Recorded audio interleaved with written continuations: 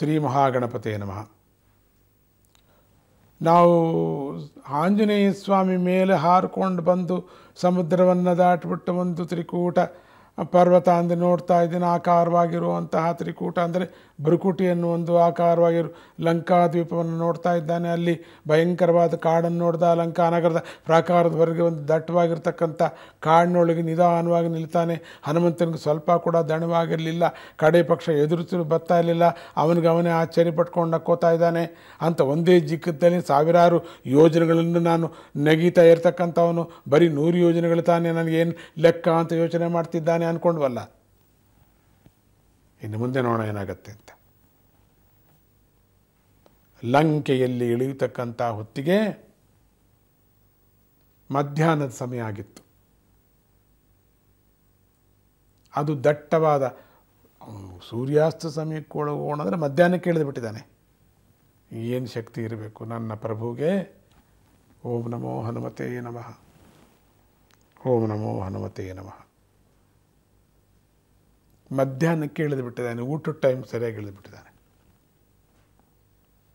ದಟ್ಟವಾಗಿರ್ತಕ್ಕಂಥ ಕಾಡಿನ ಪ್ರದೇಶವಾಗಿದ್ದರಿಂದ ಹತ್ತಿರದಲ್ಲೇ ಸಮುದ್ರವೂ ಇದ್ದುದರಿಂದ ತಂಪಾದ ಗಾಳಿ ಬೀಸ್ತಾ ಇತ್ತಂತೆ. ಕಾಡಿನ ಹೂಗಳ ಪರಿಮಳ ಘಮಘಮವಾಗಿತ್ತಂತೆ. ಅಲ್ಲಿ ಇಂಥ ಘಮಘಮವಾಗಿರ್ತಕ್ಕಂಥ ವಾಸನೆಗೆ ನೋಡೇ ಇರಲಿಲ್ಲ ಸ್ವಾಮಿ. ಮುಂದೇನು ಮಾಡೋದು? ಈ ಬೆಳಕಿನಲ್ಲಿ ನಾನು ಹೋದರೆ ಸರಿ ಹೋಗಲ್ವಲ್ಲ. ಈ ಪ್ರದೇಶಕ್ಕೆಲ್ಲ ನಾನು ಹೊಸದಾಗಿ ಒಂದೇ ಕೋತಿ ತಾನೆ. ನಾನು ಹಿಡ್ಕೊಳ್ಳೋಕೆ ಬಂದುಬಿಟ್ರೆ ಆಕಾರ ದೊಡ್ಡದು ಮಾಡಿಕೊಂಡ್ರೂ ಗೊತ್ತಾಗತ್ತೆ, ಆಕಾರ ಚಿಕ್ಕದು ಮಾಡಿಕೊಂಡ್ರೂ ಗೊತ್ತಾಗತ್ತೆ. ಗೊತ್ತಾಯಿತು, ಮುಂದೆ ಏನು ಮಾಡೋದು? ಒಳಗೆ ಹೋಗಲೇಬೇಕಲ್ವಾ, ಒಳಗೆ ಬರಲೋಬೋದಲ್ಲ ಅಂತ ಯೋಚನೆ ಮಾಡ್ದ. ಈ ಕಾಡಿನೊಳಗೆ ಬರ್ಬೋದಲ್ಲ, ಬಂದರೆ ತಪ್ಪೇನಿಲ್ವಲ್ಲ. ಆದರೆ ಮಧ್ಯಾಹ್ನ ಹೋಗಬಾರ್ದಲ್ಲ. ಈಗ ಸ್ವಲ್ಪ ಕತ್ತಲೆ ಆಗಬೇಕಲ್ಲ, ಬೆಳಕಿನಲ್ಲಿ ಹೋಗೋಕ್ಕೆ ಸಾಧ್ಯ ಇಲ್ಲವಲ್ಲ.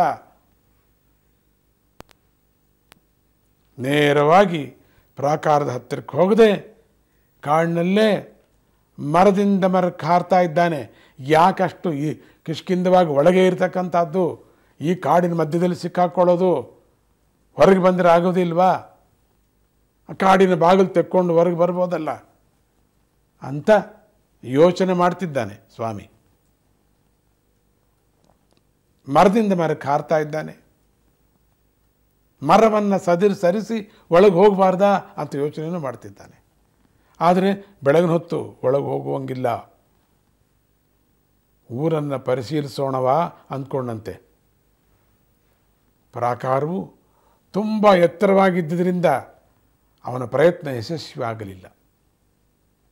ಎತ್ತರದ ಕಟ್ಟಡಗಳು ತುಂಬ ಸುಮಾರಾಗಿವೆ, ಅವು ಮಾತ್ರ ಕಾಣಿಸ್ತಾ ಇವೆಯಂತೆ. ಏನು ಮಾಡೋದಪ್ಪ ಅಂತ ಯೋಚನೆ ಮಾಡ್ತಾ ಇದ್ದ. ಆಗ ಅವನಿಗೆ ಒಂದು ವಿಚಿತ್ರವಾದ ಬೆಟ್ಟ ಕಾಣಿಸಿಬಿಡ್ತು. ಆ ಬೆಟ್ಟ ಸುತ್ತಳತೆಯಲ್ಲಿ ತುಂಬ ಚಿಕ್ಕದಾಗಿ ಕಾಣ್ತಾ ಇದ್ದರೂ ತುಂಬ ಎತ್ತರವಾಗಿತ್ತು. ಅಂತಹ ಕಡಿದಾದ ಬೆಟ್ಟವನ್ನು ಹನುಮಂತ ಲೀಲಾಜಾಲವಾಗಿ ಏರ್ತಾನೆ.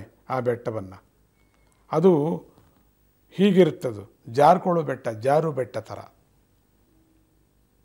ಆದರೂ ಅದರಲ್ಲಿ ಆ ಬೆಟ್ಟವನ್ನು ಏರ್ತಾನೆ ಒಂದು ಕಾಡಿನ ಪ್ರಾಣಿ. ಅದರ ಹೆಸರು ಬರ್ತದೆ, ನನಗೆ ಬರ್ತಿಲ್ಲ. ನನಗೆ ಕಾಡಿನ ಪ್ರಾಣಿ, ಹಾಗೆ ನಾವು ತೆಲುಗಲ್ಲಿ ಉಡ ಅಂತ ನಾವು ಹೇಳ್ತೀವಿ. ನಾವು ಬೆಟ್ಟವನ್ನು ಹತ್ತತಕ್ಕಂಥ ಶಕ್ತಿ ಅದಕ್ಕೆ ಬರುತ್ತೆ.